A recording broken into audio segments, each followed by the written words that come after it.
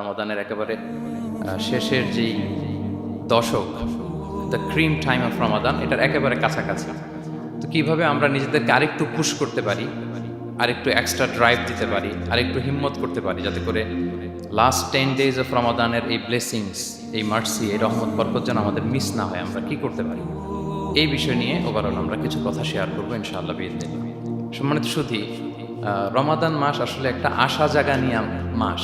এই মাস আসলে আমাদের মধ্যে একটা উচ্ছ্বাস তৈরি হয়, একটা আবেগ তৈরি হয়, আমরা হোপফুল হয়ে উঠি। এ মান্থ অফ হোপ, রমাদান কিন্তু আমাদেরকে আশা দেখায়।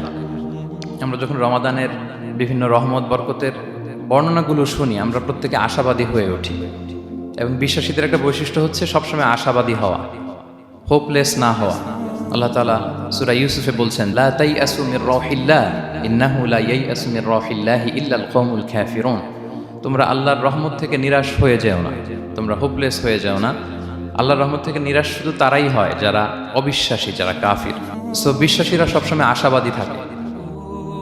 তো এই রমাদানুল মুবারক এটা আমাদেরকে সবসময় আশাবাদী করে, আমাদেরকে স্বপ্ন দেখায়, আমাদের হৃদয়ে আশা জাগায়। আমরা যখন রমাদান কেন্দ্রিক কথাগুলো শুনি, আমরা উচ্ছ্বসিত হয়ে উঠি। যখন বলা হয় যে এই মাস আসলে একটা নফল করলে ফরজের সমান সওয়াব, তারপর এই মাসে উমরা করলে হজের সমান সওয়াব, তো এটা শুনলে মনের মধ্যে একটা আশা জাগে যে আমাদের আওয়ার রিওয়ার্ডস আর মাল্টিপ্লাইড, আমাদের যে প্রতিদানগুলো দেয়া হচ্ছে নেক কাজের, এটা অনেক বাড়ানো হচ্ছে। তারপর যখন বলা হয় যে এই মাস আসলে জান্নাত খোলা হয়, জাহান্নাম বন্ধ করা হয়, শয়তানকে শেকলবন্দি করা হয়, মনের মধ্যে একটা আশা জাগে আমাদের যে না, বাঁচার একটা আশা ফিরে পেলাম, হয়তো এই দফায় আমি বেঁচে যাব, আমার মুক্তির একটা দিশা মিলবে, হয়তো আল্লাহ তাআলা আমাকে ক্ষমা করবেন এবং এই অপরচুনিটিসগুলো কাজে লাগিয়ে আমি মুক্তি পাবো ইনশাআল্লাহ, একটা আশা জাগে। এরপর যখন আমরা শুনি যে প্রতি রাতে একজন ফেরেশতা ডাকতে থাকে, ইয়া বাগিয়াল খাইরি আকবিল ইয়া বাগিয়াশ শাররি আকসির, হে কল্যাণের পথের যাত্রী প্রসিড, আরো সামনে যাও, আরো নেক কাজ করতে থাকো। হে অকল্যাণের পথের যাত্রী স্টপ, ক্ষান্ত হও, অনেক হয়েছে, আর না, এবার থাম। এবং প্রতি রাতে ঘোষণা দেওয়া হয় যে ওয়ালিল্লাহি উতাকাউ মিনান নার ওয়া যালিকা কুল্লা লাইলা। রমজানের প্রতি রাতে অনেক মানুষকে জাহান্নামের আগুন থেকে মুক্তি দেওয়া হয়। এই যে ন্যারেশনগুলো যখন আমরা শুনি, আমাদের মধ্যে কি ফিলিংস আসে? আশাবাদী হয়ে ওঠেন না আপনারা নাকি? আমার কাছে তো মনে হয় যে আমরা খুব আশাবাদী হয়ে উঠি, উজ্জীবিত হয়ে উঠি, খুব এক্সাইটেড হয়ে উঠি। তো এই রমজান কিন্তু আমাদেরকে এইভাবে আশাবাদী করে তোলে। সহিহ মুসলিমের একটা বর্ণনা এসেছে যে রাসূল সাল্লাল্লাহু আলাইহি ওয়াসাল্লাম বলেন, কুল্লু আমাল ইবনি আদম ইউদাআফ ওয়াল হাসানাতু বিআশরি আমসালিহা ইলা 700 দিফ। অর্থাৎ বনি আদমের সব নেক কাজের সওয়াব বাড়াতে বাড়াতে 10 গুণ থেকে 100 গুণ থেকে 700 গুণ পর্যন্ত বাড়ানো হয়। আল্লাহ তাআলা বলেন যে ইল্লা সওম, সিয়াম ছাড়া সব নেক কাজের সওয়াব বাড়ানো হয় 10 গুণ, 100 গুণ, 700 গুণ, কিন্তু এই যে আমরা সিয়াম সাধনা করছি এটা ছাড়া। ফাইন্নাহু লি ওয়া আনা আজজি বিহি, মানে সব নেক আমলের প্রতিদান এটা লিমিটেড হয়, 10 গুণ কিংবা 100 গুণ কিংবা 700 গুণ, কিন্তু সিয়ামেরটা কত গুণ এটা আল্লাহ বলেননি, এটা আনলিমিটেড, এটা সারপ্রাইজ গিফট হিসেবে আল্লাহ রেখেছেন। আল্লাহ বলেন ফাইন্নাহু লি ওয়া আনা আজজি বিহি, কেননা সিয়াম আমার জন্য সাধন করা হয়, এর প্রতিদান আমি নিজে দেব। কি দেব এটা উল্লেখ করা হয়নি, সব নেক আমলের সওয়াবের কথা উল্লেখ করা হয়েছে, 10 গুণ, 100 গুণ, 700 গুণ, এটা পাবা ওইটা পাবা, কিন্তু ইল্লা সওম, সিয়াম ছাড়া। ফাইন্নাহু লি, কেননা এটা আমার জন্য রাখা হয়, ওয়া আনা আজজি বিহি, এর প্রতিদান আমি দেব। কি দেব আল্লাহ বলেননি। এটা যে কত বিশাল হবে, সুমহান হবে, অকল্পনীয় হবে, এটা আল্লাহ তাআলা বলেননি, সারপ্রাইজ গিফট হিসেবে রেখে দিয়েছেন। এই হাদিসের এই শেষাংশের টেক্সটটাকে একটু অন্যভাবে পড়া যায় যে ওয়া আনা উজজা বিহি, আনা আজজি বিহি মানে আমি এর প্রতিদান দেব। আবার এভাবেও পড়া যায় যে ওয়া আনা উজজা বিহি, মানে আমি নিজেই হব রোজার প্রতিদান। সব কাজ করে তারা এটা পাবে, এই নিয়ামত পাবে, জান্নাত পাবে, কিন্তু রোজার মাধ্যমে তারা আমাকে পাবে, যেহেতু আমার জন্য রাখা হয়, তারা আমাকে পাবে। এবং জান্নাতের সবচাইতে বড় নিয়ামত কিন্তু এটা। এবং জান্নাতে এমন পরিবেশও ঘটবে যে আল্লাহ তাআলা জিজ্ঞেস করবেন, হে জান্নাতীরা, কোরআনে এবং সুন্নায় যত নিয়ামতের কথা বলা হয়েছিল তোমরা কি সব বুঝে পেয়েছো? সবাই বলবে হ্যাঁ, আমরা সব বুঝে পেয়েছি। একজন দাঁড়িয়ে বলবে যে আল্লাহ, একটা জিনিস পাইনি, সেটা হচ্ছে আপনাকে পাইনি, আপনার সৌন্দর্য আমরা এখনো দেখিনি। আল্লাহু আকবার। তো সে জান্নাতে সবচাইতে আনন্দ ঘন মুহূর্ত হবে যখন আমরা সরাসরি আল্লাহ তাআলাকে দেখব। এবং এটা রোজার প্রতিদান হিসেবে আল্লাহ সারপ্রাইজ গিফট হিসেবে রেখে দিয়েছেন। সুবহানাল্লাহ বিহামদি। এই বর্ণনাগুলো শুনলে আপনাদের কেমন লাগে বলেন? একটা আশা জাগে মনের ভিতরে, কি বলেন? It gives us hope, it makes us hopeful. তাহলে রমাদান আমাদেরকে আশাবাদী করে। এরপর রাসূল সাল্লাল্লাহু আলাইহি ওয়াসাল্লাম বলেছেন রোজার জন্য দুইটা খুশি রোজাদারদের জন্য, লিসাইমি ফারহাতান, ফারহাতুন ইনদা ফিতরি। একটা খুশি যখন সে ইফতার করে, যখন সে ইফতার করে এটা একটা আনন্দ, আসলে কিন্তু অনেক আনন্দ। পৃথিবীর কোনো খাবার দাবারের সাথে ইফতারের তুলনা হয় না। অন্যান্য খাবারের মধ্যে নিয়ে আসা হচ্ছে, আমি সালাদ বানাচ্ছি আবার একটু করে খেয়ে ফেলতেছি, আমি একটা কিছু রান্না করতেছি একটু ট্রাই করতেছি, কিন্তু ইফতারের অ্যারেঞ্জমেন্টটা আলাদা। কেউ ট্রাই করতে পারতেছি না, শুধু আনা হচ্ছে, টেবিলে সাজানো হচ্ছে, রাখা হচ্ছে, দোয়া হচ্ছে, বারবার ঘড়ির দিকে তাকানো হচ্ছে কখন সেই মুহূর্তটা আসবে। আসা মাত্রই বিসমিল্লাহ বলে আমরা মুখে দেই। তো এটার আনন্দটাই আলাদা। এবং রোজা শেষে প্রথম যে খাবারটা আমাদের মুখে লাগে, এটার যে স্বাদ পৃথিবীর অন্য কোনো খাবারের ওই স্বাদ হয় না। অন্য সময় তো আমরা খেজুর খাই, কিন্তু ইফতারের সময় প্রথম যে খেজুরটা আমরা খাই, এটার একটা অন্যরকম তৃপ্তি না? তার মানে জান্নাতের একটা আবহ এখানে। জান্নাতেও এরকম একই রকম খাবার দেওয়া হবে, কিন্তু তৃপ্তি স্বাদ আলাদা। উতুবিহি মুতাশাবিহা। দুনিয়াতে যে আমি ওয়াটারমেলন খাচ্ছি, জান্নাতেও নাকি এটাই দেয়া হবে। তো মানুষ প্রশ্ন করবে যে আল্লাহ এটা তো আমরা খেয়েছি, এটা কেন? আল্লাহ বলে এটা খেয়ে দেখো, এটা ওই রকম না, এটার তৃপ্তি আলাদা, এটার স্বাদ আলাদা। তাহলে এটা একটা আমাদের আনন্দ ইফতারের সময়। আর একটা ফারহাতুন ইনদা লিকাই রাব্বি, যখন আমরা আমাদের রবের সাথে সাক্ষাৎ করব, সেটা অনেক বড় আনন্দের হবে।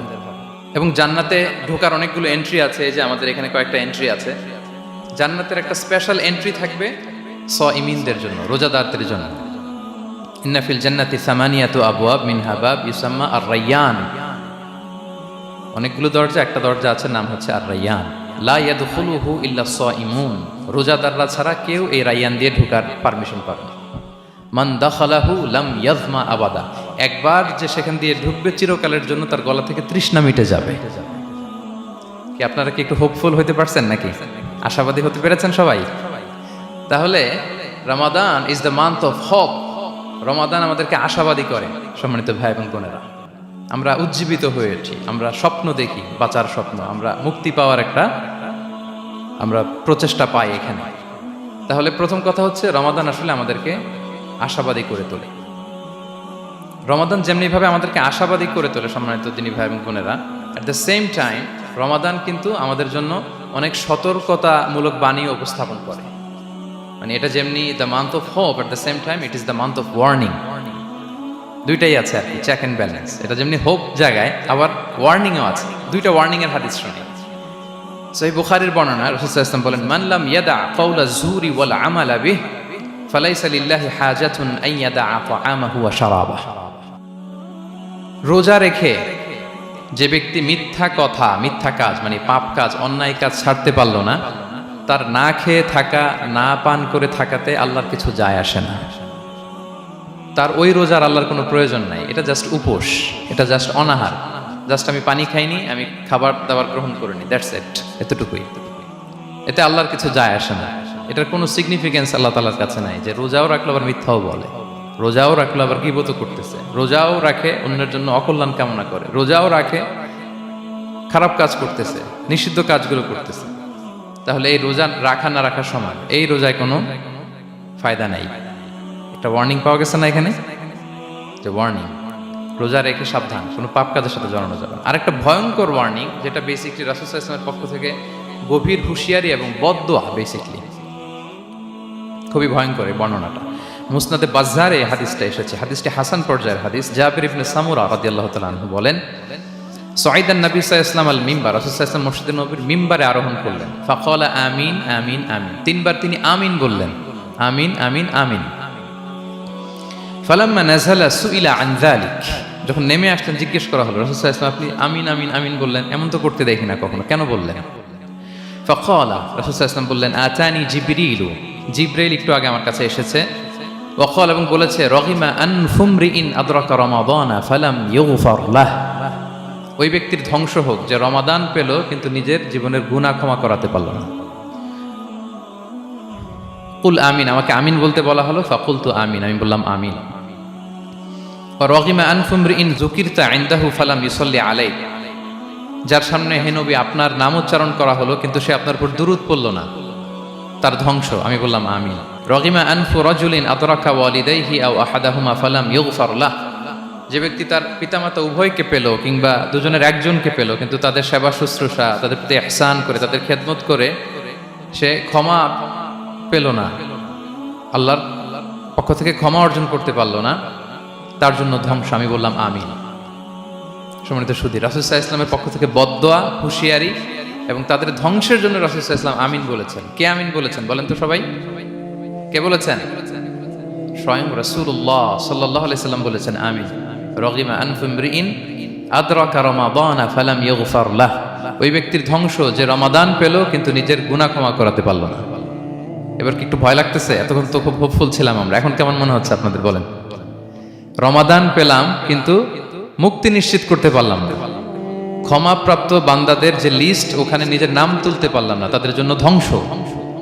এবং এই বদদোয়া করে স্বয়ং রাসূলুল্লাহ সাল্লাল্লাহু আলাইহি ওয়াসাল্লাম বলেছেন আমিন। তো এই দোয়া তো সুনিশ্চিতভাবে আল্লাহ তাআলার কাছে কবুল। এই ব্যাপারটা কিন্তু খুবই ভয়ঙ্কর। It's a reminder for me and for all of you. আমরা যেন আমাদের প্রত্যেক কাজের মধ্য দিয়ে রমাদানে এটা ভাবি যে আমি ক্ষমাপ্রাপ্ত বান্দাদের অন্তর্ভুক্ত হতে পারলাম কিনা, এই রমাদানে ইবাদতের মধ্য দিয়ে আমি আল্লাহর ক্ষমা, মুক্তি, জাহান্নাম থেকে মুক্তি নিশ্চিত করতে পারলাম কিনা, এটা কিন্তু আমাদেরকে বারবার খেয়াল রাখতে হবে। তাই রমাদান যেমনি আমাদেরকে হোপফুল বানায়, আশা দেখায়, সম্ভাবনার মাস, আশা জাগা নিয়ে মাস, at the same time this is the month of warning. এটা কিন্তু সতর্কতার মাস, সতর্কতা বাণী প্রদান করেছেন বিষ্ণু ইসলাম। রমাদান পেয়ে যারা ক্ষমা পেল না তাদের জন্য ধ্বংস। আল্লাহ তাআলা যেন আমাদেরকে ওই কাতারে না ফেলে। আল্লাহুম্মা জাআলনা মিন উতাকাইকা মিনান নার ফি শাহরি রমাদান, আল্লাহুম্মা আমিন। যারা ক্ষমাপ্রাপ্ত বান্দা হবে আমরা যেন তাদের অন্তর্ভুক্ত হতে পারি, আল্লাহ তুমি কবুল করো। আমরা সবাই পড়ি আমিন। পাশাপাশি সম্মানিত সুধী, আমাদের মুহতারাম ইউসুফ স্যার খুব সুন্দর করে, খুব সংক্ষেপে তাকওয়ার ব্যাপারে বলছিলেন। আসলে এই রমাদানে আমাদের সব ইবাদতের মধ্য দিয়ে এটা আমাদেরকে খেয়াল করতে হবে যে আমাদের রোজার মূল উদ্দেশ্যটা হাসিল হচ্ছে কিনা, দ্য প্রাইম অবজেক্টিভ, যেটা আল্লাহ আয়াতের শেষাংশে বলেছেন লাআল্লাকুম তাত্তাকুন, যাতে করে তোমরা আল্লাহ সচেতন হতে পারো, গড কনশাস হতে পারো। এটা হচ্ছে দ্য প্রাইম অবজেক্টিভ অফ সিয়াম। অনেকে বলে যে রোজার মূল উদ্দেশ্য হচ্ছে না খেয়ে থাকা, মানে ক্ষুধার যন্ত্রণা উপলব্ধি করা। No, it's not the prime objective of সিয়াম। অনেকে মনে করে যে গরিবদের কেমন কষ্ট হচ্ছে এটা উপলব্ধি করা হচ্ছে রোজার মূল উদ্দেশ্য। এরকম অনেক উদ্দেশ্যের কথা বলে, এগুলো একটাও কিন্তু রোজার প্রাইম অবজেক্টিভ না। প্রাইম অবজেক্টিভ আল্লাহ তাআলা বলে দিয়েছেন লাআল্লাকুম তাত্তাকুন, মানে যাতে করে তোমরা আল্লাহ ভীরু হতে পারো। সো আমাদের সিয়াম টিয়াম, আমাদের সমস্ত প্রচেষ্টার মধ্য দিয়ে এই লাআল্লাকুম তাত্তাকুন অ্যাচিভ হচ্ছে কিনা এটা আমাদের খেয়াল করতে হবে। যদি অ্যাচিভ হয়, so we are on the right track, তাহলে আমরা রাইট ট্র্যাকে আছে। আর যদি দেখেন যে না, এই লাআল্লাকুম তাত্তাকুন এ সামথিং, মানে এখানে কোনো একটা সমস্যা হয়ে যাচ্ছে, লাআল্লাকুম তাত্তাকুন এই যে প্রাইম অবজেক্টিভটা, এটা হচ্ছে না আমার, আল্লাহ সচেতনতা আসতেছে না, মানে Allah is watching me, to enhance the sense that he is watching us. এই সেন্সটা নিজেদের মধ্যে ডেভেলপ করা যে কেউ না দেখলেও আল্লাহ কিন্তু দেখে। এই চিন্তাটা, এই সেন্সটা যদি আমাদের মধ্যে ডেভেলপ করে প্রতিনিয়ত আমাদের প্রত্যেকটা কাজের মধ্য দিয়ে, তাহলে এভরিথিং ইজ ফাইন। আর যদি মনে হয় যে না লাআল্লাকুম তাত্তাকুন অ্যাচিভ হচ্ছে না, তাহলে আমাদেরকে একটু রিভাইজ করতে হবে। 17টা রমাদান আমরা কাটিয়েছি, আমাদের যদি লাআল্লাকুম তাত্তাকুন অ্যাচিভ না হয়, আল্লাহর ভয়, আল্লাহর সচেতনতা, তাহলে আমাদেরকে নতুন করে আবার ভাবতে হবে প্রিয় সুধী। এবং এই সিয়াম আমাদেরকে সংযমী বানায়, সংযত বানায়, মানে আমরা যেন আমাদের ডিজায়ারের উপর কন্ট্রোল করতে পারি, এটা আমাদেরকে শেখায়, যেটা বছরের অন্য মাসে হয় না। অন্যান্য মাসগুলোতে আমাদের প্রবৃত্তি আমাদের উপর জিতে, আর এই রমাদানে আমরা প্রবৃত্তির উপরে জিতি। We control on our desire. অন্য মাসে আমরা খেতে মনে চায় খাই, পান করতে মনে চায় পান করি, বিবাহিতরা ফিজিক্যাল ইন্টিমেসিতে যেতে চাইলে যেতে পারে, কিন্তু রমাদানে দিনের বেলা খেতে চাচ্ছি, খাওয়া যায় না। পান করতে মনে চায়, খুবই তৃষ্ণার্ত, নো, করা যাবে না। হালাল পন্থায় বৈধভাবে দিনের বেলা বিবাহিতরা কোনো ইন্টিমেসিতে যেতে পারবে না। তাহলে আমরা প্রবৃত্তির উপর কন্ট্রোল করতে শিখি। সারা বছর প্রবৃত্তি, ডিজায়ার, এটা আমাদের উপর কন্ট্রোল করে, আমাদের উপর জিতে, আর রমাদানে আমরা প্রবৃত্তির উপর জিতি। সো এই প্রবৃত্তিকে আমরা কন্ট্রোল করতে পারতেছি কিনা এটা আমাদেরকে খেয়াল রাখতে হবে আমাদের সমস্ত কাজকর্মের মধ্য দিয়ে। পাশাপাশি এই সিয়াম আমাদেরকে মুক্ত হস্তে দান করতে শেখায়, বেশি বেশি করে চ্যারিটি করা, দান করা। এবং হাদিসে এসেছে যে রাসূল সাল্লাল্লাহু আলাইহি ওয়াসাল্লাম তিনি সবচাইতে বেশি দানশীল হয়ে উঠতেন রমাদানে। ওয়া কানা আজওয়াদু মা ইয়াকুনু ফি রমাদান, সবচাইতে দানশীল হয়ে উঠতেন। আজওয়াদু বিল খাইরি মিনার রিহিল মুরসালা, প্রবাহিত বাতাসের চাইতেও বেশি দানশীল হয়ে ওঠে। প্রবাহিত বাতাস যেমনি সবার গায়ে ঠান্ডা শীতল বাতাস দেয়, এখানে মুসলিম অমুসলিম বিশ্বাসী অবিশ্বাসী কাফির কোনো ভেদাভেদ নেই, সবাই এটার উপকার পায়। তেমনি রমাদান আসলে রাসূল সাল্লাল্লাহু আলাইহি ওয়াসাল্লাম এত বেশি বদান্যতা দানশীলতার মধ্যে দেখা যেত, কোনো ভেদাভেদ ছিল না, অনেক বেশি দান করতেন এবং দান করতে উৎসাহিত আমাদেরকে করেছেন। এটা আম ইফতার শেয়ার করা, ফুড শেয়ার করা, রাসূল সাল্লাল্লাহু আলাইহি ওয়াসাল্লাম অনেক উৎসাহিত আমাদেরকে করেছেন। এক ঢুক দুধ খাইয়ে, একটা খেজুর খাইয়ে, এক ঢুক পানি খাইয়েও যদি আমরা কোনো রোজাদারকে ইফতার করাই, সে রোজা রেখে যে সওয়াব, সে সওয়াব আল্লাহ তাআলা আমাকেও দিবে। আর পরিপূর্ণ উদরপূর্তি করে ইফতার করালে রাসূলুল্লাহ সাল্লাল্লাহু আলাইহি ওয়াসাল্লাম বলেন, সেই কঠিন কিয়ামতের ময়দানে আল্লাহ তাআলা হাউজে কাউসারের পানি দিয়ে তার তৃষ্ণা দূর করবে। সুবহানাল্লাহ ওয়া বিহামদিহি। পাশাপাশি সিয়াম আমাদের কমিউনাল স্পিরিটটাকে বাড়ায়। এই যে স্যার বলতেছিলেন যে আমাদের ছাত্ররা ইউনাইটেড, আমাদের টিচার্স কমিউনিটি ইউনাইটেড, পুরো বাংলাদেশ কমিউনিটি ইউনাইটেড। এই যে আমরা যে ইউনাইটেড, তার একটা চিত্র কিন্তু এই যে দেখা যাচ্ছে, রোজা আমাদেরকে ইউনাইটেড করে, একত্রিত করে, আমাদের একটা কমিউনাল স্পিরিট কিন্তু এই সিয়ামের মধ্য দিয়ে দেখা যায়। পাশাপাশি সিয়ামের মধ্য দিয়ে আমাদের সেলফ ট্রান্সফরমেশন ঘটে, আমরা অনেক বদ অভ্যাস থেকে কিন্তু মুক্তি পেতে পারি এই সিয়ামে। এটা আমাদেরকে খেয়াল করতে হবে। 17টা রোজা আমরা কাটিয়েছি। গবেষকরা বলেন যে মানুষের কোনো হ্যাবিট চেঞ্জ করতে 21 থেকে 30 দিন সময় লাগে। তার মানে আমাদের যে কোনো ধরনের বদ স্বভাব আমরা এই রমাদানে চেঞ্জ করতে পারি। আমাদের অনেকের স্মোকিং এর অভ্যাস আছে, এখানে হয়তো কারো নেই, কিন্তু অনেকের আছে। এই রমাদানে কিন্তু আমাদের একটা অপরচুনিটি স্মোকিং থেকে নিজেদেরকে বাঁচানোর। সো আমাদের এই ব্যাড হ্যাবিটগুলো যেন এগুলো থেকে আমরা বেঁচে থাকতে পারি। সম্মানিত সুধী, আমি এবার যেই আয়াত দিয়ে আমার আলোচনাটা শুরু করেছিলাম, অর্থাৎ লাস্ট 10 ডেজ অফ রমাদানে যে আমাদের যে লাইলাতুল কদর, এটা হচ্ছে ক্রিম টাইম অফ রমাদান, রমাদানের সবচাইতে মোক্ষম সময় আল্লাহ তাআলার নৈকট্য পাওয়ার, সেটা নিয়ে কিছু কথা বলবো ইনশাআল্লাহ বিইজনিল্লাহ। সম্মানিত সুধী, রাসূলুল্লাহ সাল্লাল্লাহু আলাইহি ওয়াসাল্লাম একবার খুব আফসোস করছিলেন। তিনি যখন শুনতে পেলেন যে বনি ইসরায়েলের অনেক অনেক লোক হাজার বছর হায়াত পেত, তারা শত শত বছর ইবাদত করত, শত শত বছর তারা জিহাদ করত, তখন তিনি আফসোস করে বললেন, হায় রে, আমার শেষ সময়ের উম্মতের কি হবে? কারণ তিনি বলেছেন যে আমারু উম্মতি মা বাইনা 60 ইলা 70, আমার উম্মতের গড় বয়স হচ্ছে 60 থেকে 70। ওয়া আকাল্লুহুম মান ইয়াজুজু যালিক, খুব অল্প সংখ্যক লোকই এর চেয়ে বেশি হায়াত পাবে। রাসূল সাল্লাল্লাহু আলাইহি ওয়াসাল্লাম যখন দেখলেন যে শত শত বছর হায়াত পেয়েছে বনি ইসরায়েলের লোকেরা, বনি ইসরায়েলের ওরা শত শত বছর জিহাদ করেছে, তা আমার উম্মত তো 60 বছরে তার হায়াতই শেষ, 60 থেকে 70-এর মধ্যে তার জীবনই শেষ, তা আমার গুনাহগার উম্মতের কি হবে? রাসূল সাল্লাল্লাহু আলাইহি ওয়াসাল্লাম খুব আফসোস করছেন। তো রাসূলুল্লাহ সাল্লাল্লাহু আলাইহি ওয়াসাল্লামের এই চিন্তা, এই উদ্বিগ্নতা দূর করার জন্য আল্লাহ তাআলা সূরাতুল কদর নাযিল করলেন এবং বললেন যে ইন্না আনসালনাহু ফি লাইলাতিল কদর ওয়া মা আদরাকা মা লাইলাতুল কদর লাইলাতুল কদরি খায়রুম মিন আলফি শাহর। লাইলাতুল কদর, এই কদরের রাতটা হচ্ছে এমন রাত যেটা খায়রুম মিন আলফি শাহর, হাজার মাসের চেয়েও সেরা। 1000 মাস লাগাতার ইবাদত করলে যে সওয়াব, কদরের রাতে ইবাদত করলে এর সমান সওয়াব হবে নাকি? সমান হবে না। আল্লাহ তাআলা বলেছেন খায়রুম মিন আলফি শাহর, না, এর চেয়েও শ্রেষ্ঠ, এর চাইতেও বেশি। 1000 মাসে, অর্থাৎ 1000 মাসে হয় 83 বছর 4 মাস। তো কদরের রাতে যদি আমরা ইবাদত করি তাহলে 83 বছর 4 মাস ইবাদত করলে যে সওয়াব, সে সওয়াব আল্লাহ তাআলা আমাদের আমলনামায় নসিব করবেন। তো আমরা যেন এই কদরের রহমত বরকত থেকে যেন আমরা বঞ্চিত না হই। তো রাসূল সাল্লাল্লাহু আলাইহি ওয়াসাল্লামকে সান্ত্বনা দেওয়ার জন্য যে হে নবী, আপনি চিন্তিত হবেন না, বনি ইসরায়েলের অনেক লোক হাজার বছর হায়াত পেয়েছে, শত শত বছর ইবাদত করেছে, জিহাদ করেছে, তারা হায়াত পেয়েছে বেশি কিন্তু তারা কদর পায়নি। আর আপনার উম্মতকে আমি হায়াত দিয়েছি কম, কিন্তু তাদেরকে কদর দিয়েছি। সুবহানাল্লাহ বিহামদি, লাইলাতুল কদর দিয়েছি, যে কদরের রাত 1000 মাসের চেয়েও সেরা। তো এই কদরের রাতকে আবার লাইলাতুল মুবারাকাও বলা হয়েছে। ইন্না আনসালনাহু ফি লাইলাতিন মুবারাকা, এটা বরকতময় রাত। ফিহা ইউফরাকু কুল্লু আমরিন হাকিম, সব বিজ্ঞচিত প্রাজ্ঞচিত বিষয়ের ফয়সালা হয়। এটা বেসিক্যালি একটা বাজেট রাত বলা যায়। এ রাতে আগামী 1 বছরে আমাদের কি ঘটবে না ঘটবে আল্লাহ তাআলা এটার বাজেট করেন, এটাকে রিভাইজ করেন। সো এই রাতটা অনেক গুরুত্বপূর্ণ। তো এই কদরের রাত, এটা কবে? এটা স্পেসিফিক ছিল, মানে সুনির্দিষ্ট ছিল। রাসূল সাল্লাল্লাহু আলাইহি ওয়াসাল্লাম আমাদেরকে জানাতে চেয়েছিলেন কবে, কিন্তু রাসূল সাল্লাল্লাহু আলাইহি ওয়াসাল্লাম জানাতে পারেননি। সহিহ বুখারীতে এসেছে যে রাসূল সাল্লাল্লাহু আলাইহি ওয়াসাল্লাম খারাজান নবী সাল্লাল্লাহু আলাইহি ওয়াসাল্লাম লিয়ুখবিরানা বিলাইলাতিল কদর। উবাদা ইবনে সামিত রাদিয়াল্লাহু তাআলা আনহু বলেন, রাসূল সাল্লাল্লাহু আলাইহি ওয়াসাল্লাম আমাদেরকে জানাতে বের হয়েছিলেন যে কবে কদরের রাতটা। ফাতালাহা রাজুলান মিনাল মুসলিমিন, হঠাৎ মুসলমানদের মধ্য থেকে 2 জন ঝগড়া লাগলো, তর্ক লাগলো। আর রাসূল সাল্লাল্লাহু আলাইহি ওয়াসাল্লাম হঠাৎ করে ওই ঝগড়ার দিকে খেয়াল করলেন। ওইদিকে খেয়াল করে ওই তারিখটার কথা তিনি ভুলে গেলেন। ফারুফিআত, রাসূল সাল্লাল্লাহু আলাইহি ওয়াসাল্লাম বললেন আমার হৃদয় থেকে, অন্তঃকরণ থেকে এটাকে উঠিয়ে নেওয়া হলো। এখন আমি মনেই করতে পারছি না এটা কি 23 না 25 না 27 না 29, আমি মনে করতে পারছি না। এজন্য রাসূল সাল্লাল্লাহু আলাইহি ওয়াসাল্লাম বলেছেন যে তবে আমি এতটুকু মনে করতে পারছি, ফালতামিসুহা ফিল আশরিল আওয়াখিরি ফিল বিত্রি, রমাদানের শেষ দশকের বেজর রাত্রিগুলোতে তোমরা কদর তালাশ করো। বেজর রাতে যদি তোমরা কদর তালাশ করো তাহলে এই কদর সুনিশ্চিতভাবে তোমরা পাবে।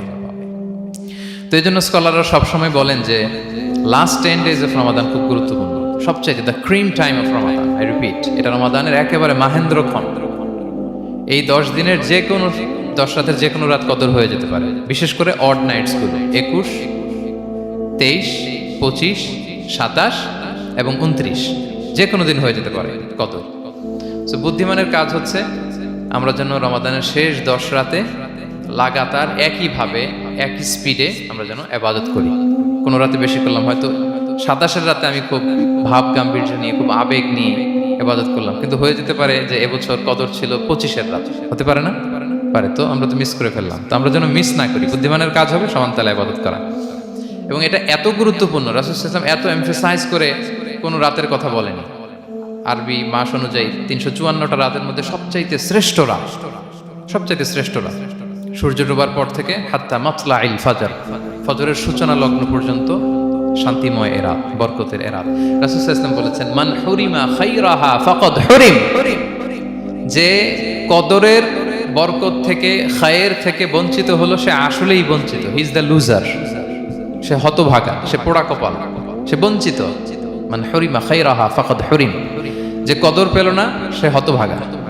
এখন আমরা কি হতভাগা হতে চাই? আমরা তো শুরুতে অনেক হোপফুল ছিলাম, এত এত ব্লেসিংস, এত এত বরকত, রহমতের ফলগুধারায় আমরা প্লাবিত হচ্ছি রমাদানে।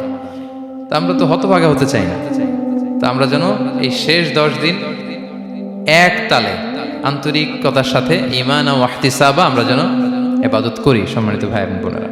তাহলে আমরা সৌভাগ্যশীলদের অন্তর্ভুক্ত হতে চাই, হতভাগা হতে চাই না। আমরা এবার একটু শুনবো যে রাসূলুল্লাহ সাল্লাল্লাহু আলাইহি ওয়াসাল্লাম কদরের রাতগুলোতে কি কি ইবাদত করতেন। আমি খুঁজে 5টা আমলের কথা পেয়েছি বিশেষভাবে, কমন যে আমলগুলো সেগুলো তো ছিলই, বিশেষভাবে 5টা কাজ রাসূল সাল্লাল্লাহু আলাইহি ওয়াসাল্লাম এই কদরের রাতে করতেন। 1 নম্বর কাজ হচ্ছে তিনি সারা রাত জেগে ইবাদত করতেন এবং পরিবারের লোকদেরকে ঘুমোতে দিতেন না, উঠিয়ে দিতেন।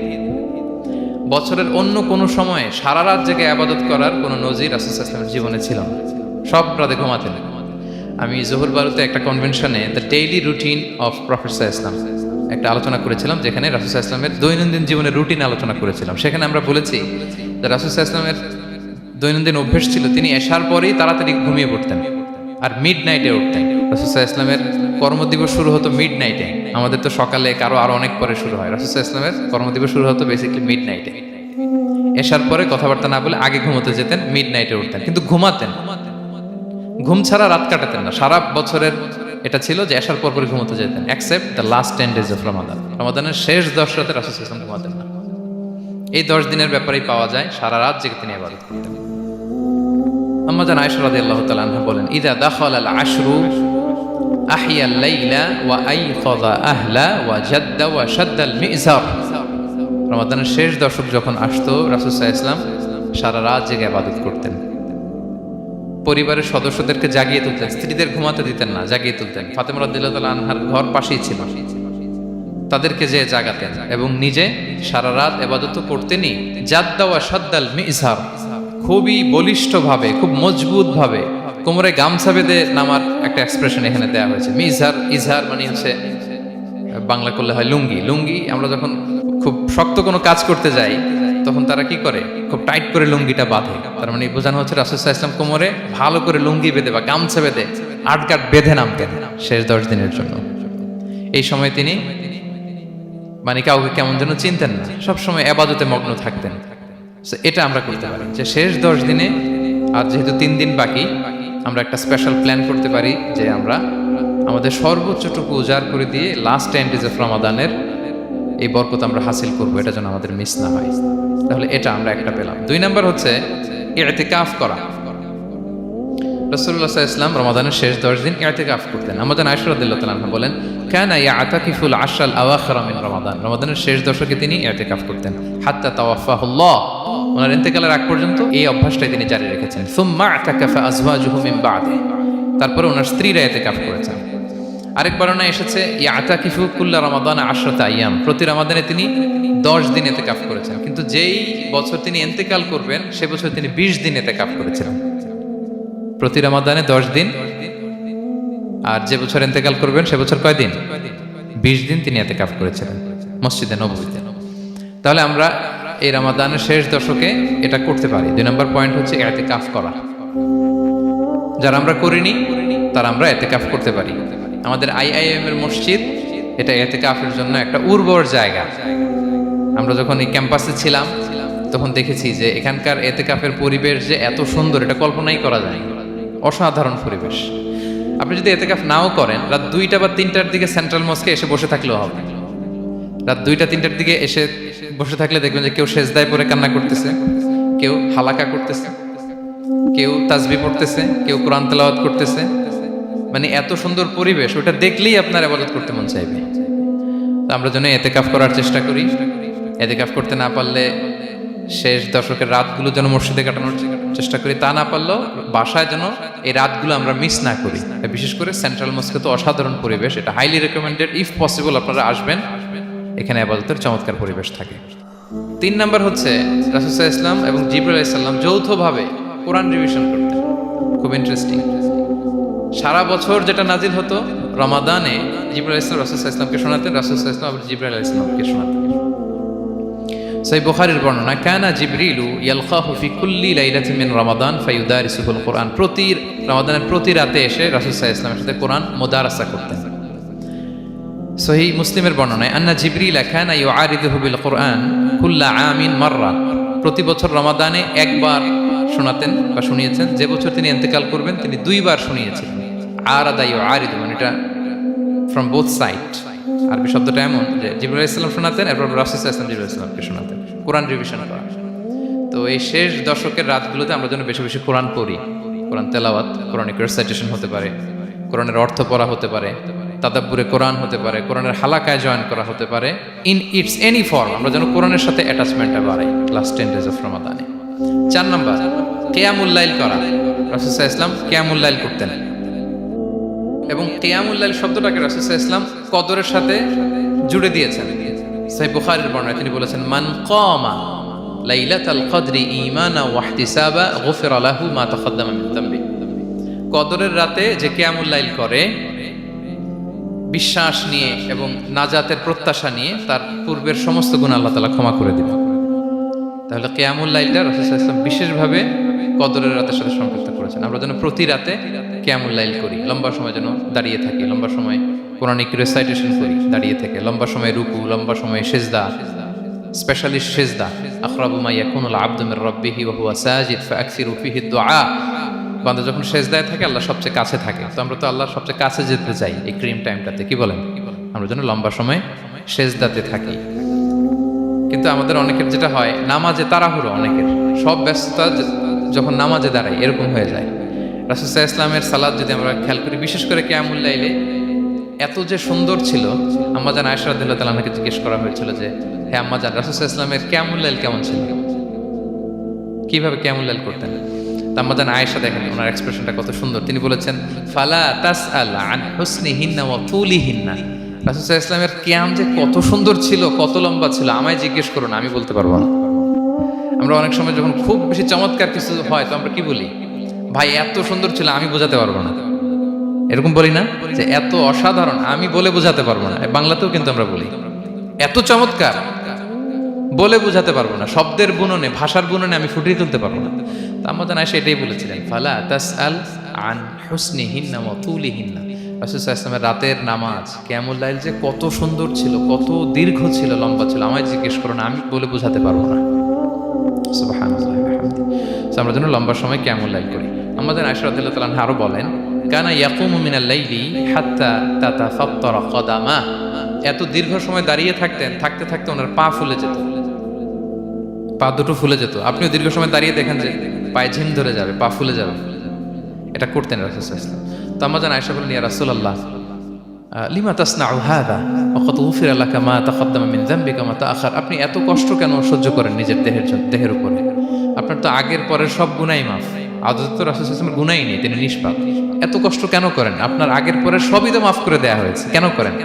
রাসূল সাল্লাল্লাহু আলাইহি ওয়াসাল্লাম উত্তর করেছেন, আফালা উহিব্বু আন আকুনা আবদান শাকুরা। আয়েশা, আমি কি শুকরগুজার বান্দা হতে পছন্দ করব না?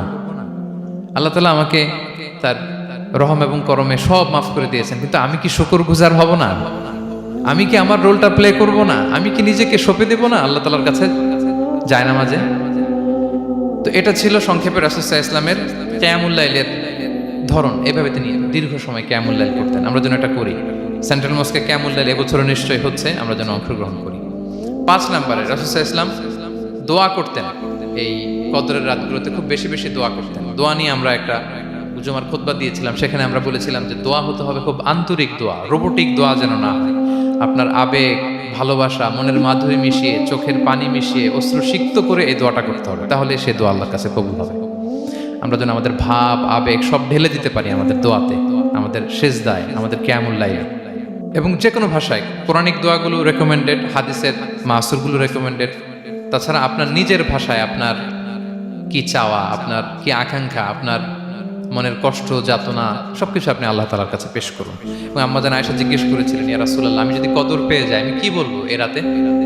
মা আদউ, কি দোয়া করব? রাসূল সাল্লাল্লাহু আলাইহি ওয়াসাল্লাম বললেন, তাকুলিন, আয়েশা তুমি বলবে, আল্লাহুম্মা ইন্নাকা আফুউন তুহিব্বুল আফওয়া ফাআফু আন্নি। আয়েশা তুমি যদি কদরের রাত পেয়ে যাও এটা বলবে, হে আল্লাহ আপনি ক্ষমাশীল, আল্লাহ আপনি ক্ষমাকে পছন্দ করেন, আল্লাহ তাই আপনি আমায় ক্ষমা করেন। হে আল্লাহ আপনি ক্ষমাশীল, আপনি ক্ষমাকে পছন্দ করেন, আল্লাহ আপনি আমাকে ক্ষমা করেন। এই দোয়াটা আমরা যেন বেশি বেশি করি। আমার সাথে সাথে সবাই একটু পড়ুন মেহেরবানি করে। আল্লাহুম্মা ইন্নাকা আফুউন তুহিব্বুল আফওয়া ফাআফু আন্নি। আল্লাহুম্মা ইন্নাকা আফুউন তুহিব্বুল আফওয়া ফাআফু আন্নি। হে আল্লাহ আপনি ক্ষমাশীল, আপনি ক্ষমা করাকে পছন্দ করেন, আল্লাহ আমাকে ক্ষমা করেন। আমরা আমাদের নিজেদের ভাষায় অনেক দোয়া করতে পারবো, কিন্তু রাসূল সাল্লাল্লাহু আলাইহি ওয়াসাল্লামের শেখানো দোয়াগুলো এটা হচ্ছে মানে very precise in wording but comprehensive in meaning. এটার অর্থ, এটার আবেদন এটা অনেক বেশি।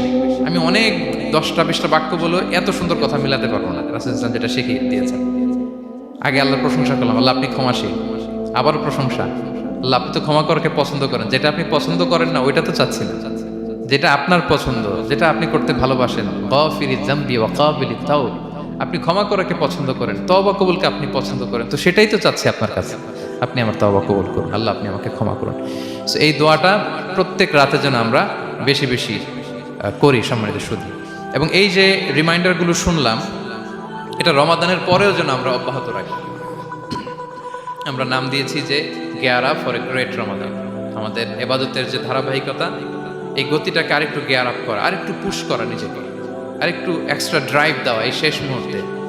মাত্র 13টি দিন আমাদের হাতে আছে, আমরা যেন আরেকটু এফোর্ট দেই, আমরা যেন আরেকটু ড্রাইভ দেই, যাতে করে আমরা আল্লাহ তাআলার আরও নিকটবর্তী হতে পারি। এবং এই রমাদানে আমরা যা শিখলাম, যেটা করলাম, এটার ইম্প্যাক্ট যেন রমাদানের পরেও আমাদের মধ্যে থাকে। আমাদের অনেকের এটা হয় যে রমাদানে আবেগে অনেক আলোচনা শুনে, ক্ষমার মাস এটা জেনে এত ইবাদত, রমাদান নাই ইবাদতও নাই, এরকম হয়ে যায়। এটা যেন না হয়, বরং এটার একটা পরশ যেন আমাদের হোল দ্য ইয়ার লং থাকে। আরব শায়েখরা বলেন যে কুন রব্বানি লা তাকুন রমাদানি, রব্বানি হও, রমাদানি হও না। মানে রমাদান আসছে, তুমি রমাদান কেন্দ্রিক ইবাদত নিয়ে অনেক উচ্ছ্বাস, কিন্তু রমাদান শেষ, ইবাদত শেষ, এমনটা যেন না হয়। রমাদানের পরেও সে মেহেরবান আল্লাহ তাআলা কিন্তু আমাদের জন্য আছেন। তিনি প্রতি রাতে শেষ রাতে নেমে আসেন, এসে ডাকতে থাকেন, কার ক্ষমা লাগবে ক্ষমা চাও, ক্ষমা করো, কে বিপদে পড়েছো বলো, আমি উদ্ধার করব। তো তিনি আরশের উপর থেকে প্রথম আসমানে নেমে আসলেন দেওয়ার জন্য। আমি ঘুম থেকে জাগতে পারলাম না, নেয়ার জন্য। এটা হইল প্রাইম মিনিস্টার আনোয়ার ইব্রাহিম আমাকে একটা অ্যাওয়ার্ড দিবেন, লেটস সে হোটেল ইন্টারকন্টিনেন্টাল, উনি এসে বসে আছে, বাট আমি যেতে পারি নাই। এটা হয় না। আল্লাহ তাআলা প্রতি রাতে শেষ রাতে এসে বলেন কার কি লাগবে দাও, তিনি নেমে আসেন বা বিশেষ মনোনিবেশ করেন প্রথম আসমানে এসে। কিন্তু আমরা যে নিব সেই সময়টুকু আমাদের হয় না। আমরা এতটা গাফেল যেন না হই, আমরা যেন একটু পুশ করি। বড় কিছু পেতে হলে নিজেকে পুশ করতে হয়, এক্সট্রা একটা ড্রাইভ দিতে হয়। সম্মানিত শুধু 17টি দিন কি করলাম একটু রিভাইজ করি, যোগ বিয়োগ করি নিজের সাথে নিজে, যেই প্ল্যানটা নিয়ে রমাদান শুরু করলাম ওইরকম কিয়ামুল লাইল করতে পারলাম কিনা, ওইরকম চ্যারিটি করতে পারলাম কিনা, রেসাইটেশন করতে পারলাম কিনা, একটু যেন নিজের সাথে নিজে বোঝাপড়া করি, একটু যেন রিভাইজ করি এবং নিজেকে যেন একটু পুশ করি। সম্মানিত শুধু এই ছিল সংক্ষিপ্ত আলোচনা। আমি 30 সেকেন্ডসে পুরো আলোচনাটা আবার একটু যারা পরে এসেছেন একটু রিভাইজ করে নেই। আমি শুরুতে এভাবে শুরু করেছিলাম যে রমাদান এটা হচ্ছে it's a month of hope, এটা আশা জাগা নিয়ে একটা মাস। এই মাসের যে রহমত বরকতের যত যত হাদিস করোনার আয়াতগুলো আমরা বলেছি, এগুলো শুনলে আমাদের মধ্যে একটা আশা জাগে, আশাবাদী হয়ে উঠি যে আমার এই মাস আমার মুক্তির মাস, আমি মুক্তি পাবো। কিন্তু at the same time it's the month of warning, এটা আবার সতর্কতারও মাস। রাসূলুল্লাহ সাল্লাল্লাহু আলাইহি ওয়াসাল্লাম বলেছেন রোজা রেখে যে মিথ্যা ছাড়লো না, পাপ ছাড়লো না, তার ধ্বংস। আবার 3 বার তিনি আমিন বলেছেন। বেসিক্যালি এটা একটা বদদোয়া যে মান আদরাকা রমাদান ওয়া লাম ইগফার লাহ, যে রমাদান পেয়েও নিজের গুনাহ ক্ষমা করতে পারলো না, তার ধ্বংস। সো আমরা আশাবাদী হব। আল ঈমান বাইনাল খাউফি ওয়ার রাজা, বিশ্বাস হচ্ছে আমার মধ্যে ভীতিও কাজ করবে, আবার আমার মধ্যে একটা হোপ থাকবে, এটাই ঈমান। সো আমরা যেন এই ওয়ার্নিংগুলো আমাদের মাথায় রাখি যে আমরা যেন আল্লাহর নৈকট্যপ্রাপ্ত বান্দা হতে পারি, ক্ষমাপ্রাপ্তদের অন্তর্ভুক্ত যেন আমরা হতে পারি। এরপরে আমরা বলেছিলাম যে লাআল্লাকুম তাত্তাকুন অ্যাচিভ হচ্ছে কিনা আমাদের প্রত্যেক কাজে এটা খেয়াল করতে হবে।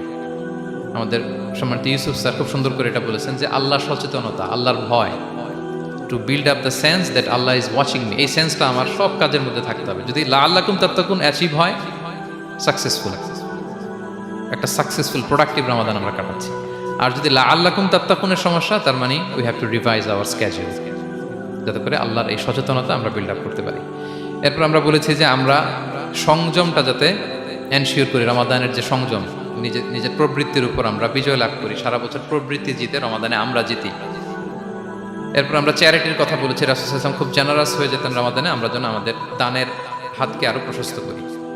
এবং রমাদানে আমাদের কমিউনাল স্পিরিট চলে আসে, আমাদের বেসিক্যালি একটা সেলফ ট্রান্সফরমেশন হয়, অনেক বদভ্যাস আমরা রমাদানে ত্যাগ করি, বাকি মাসেও যেন এটা আমরা কন্টিনিউ করি। আর সবশেষে আমরা লাস্ট 10 days অফ রমাদানের গুরুত্ব নিয়ে বলেছিলাম যে রাসূল সাল্লাল্লাহু আলাইহি ওয়াসাল্লাম খুব হতাশ হয়ে পড়েছেন যে অন্য নবীর উম্মতেরা অনেক হায়াত পেয়েছে, আমরা পেলাম 60-70, তো আমার গুনাহগার উম্মত কি করবে? আল্লাহ বলেন লাইলাতুল কদর খায়রুম মিন আলফি শাহর, নবী হে আপনার উম্মতের জন্য আমি কদরের রাত দিয়েছি, যে এক রাতে ইবাদত করলে 1000 মাসের চেয়েও বেশি সওয়াব তারা পেয়ে যাবে। সো এই কদরের রাত যেন আমরা মিস না করি। কোনটা কদরের রাত? আমরা বলেছিলাম শেষ 10 দিন সমান তালে ইবাদত করব। বিশেষ করে আমরা গুরুত্ব দিব অড নাইটসগুলোতে, 21, 23, 25, 27, 29 আমরা গুরুত্ব দিব। এবং রাসূল সাল্লাল্লাহু আলাইহি ওয়াসাল্লাম বলেছেন মান হুরিমা খাইরাহা ফাকাদ হুরিম, যে কদরের বরকত মিস করলো সে বঞ্চিত, সে হতভাগা, হি ইজ দ্য লুজার। আমরা যেন লুজার না হই, আমরা যেন গেইনার হই এই বরকতের মাসে। এবং সবশেষে আমি বলেছিলাম রাসূল সাল্লাল্লাহু আলাইহি ওয়াসাল্লাম স্পেশালি 5টা আমল করতেন, সারা রাত জাগতেন, ফ্যামিলি মেম্বারসদের জাগিয়ে তুলতেন, উৎসাহিত করতেন এবং কোমরে গামছা বেঁধে নামতেন। এরকম ইবাদতের স্পৃহা অন্য কখনো রাসূল সাল্লাল্লাহু আলাইহি ওয়াসাল্লামের মধ্যে দেখা যেত না, যেমনটা শেষ দশকে তিনি করতেন। এতেকাফ করতেন তিনি। আর এতেকাফ করলে কদর মিস হওয়ার সম্ভাবনা নেই।